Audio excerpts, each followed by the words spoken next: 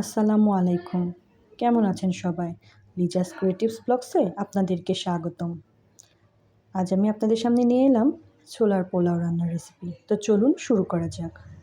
প্রথমে আমি চুলায় একটি প্যান বসিয়ে তাতে সামান্য সয়াবিন তেল দিয়ে দিলাম।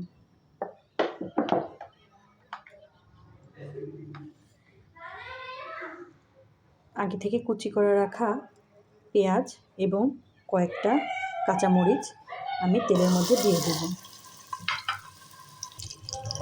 পেঁয়াজগুলোকে আমি সুন্দরভাবে ভেজে নেব।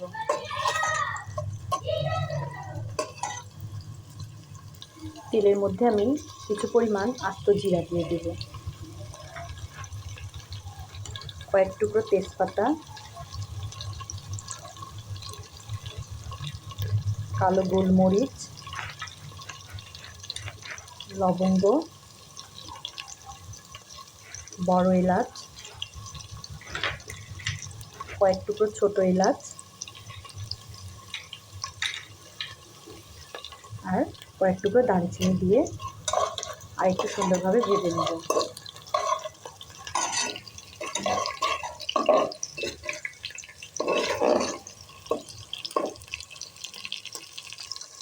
এবার এতে আমি সামান্য আদা এবং রসুন বাটা দিয়ে দেব, দিয়ে মশলাটাকে সুন্দরভাবে কষিয়ে নেব। এবার এতে আমি সামান্য পরিমাণ হলুদ দিয়ে দেব। হলুদের পরিমাণটা খুবই সামান্য হবে, না হলে কালারটা বেশি হয়ে যাবে। আর পরিমাণ মতো লবণ দিয়ে দেব।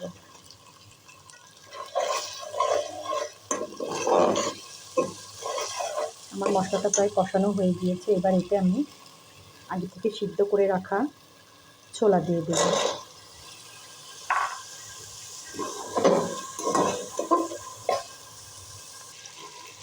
ছোলাগুলো প্রায় কষানো হয়ে গিয়েছে। এবার এতে আমি আগে থেকে ধুয়ে রাখা পোলার চাউলগুলো দিয়ে দেব।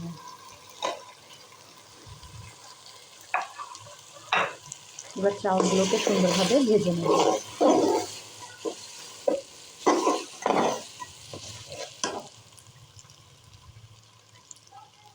এবার আমি এখানে এক টুকরো আলু বোখারা দিয়ে দেব।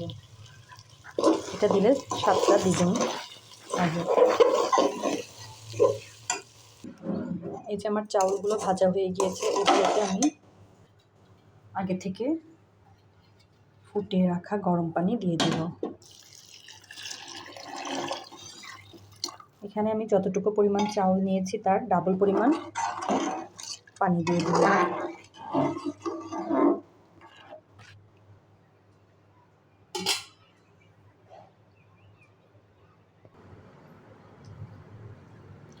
এই যে আমার ছোলার পোলাও রেডি হয়ে গিয়েছে।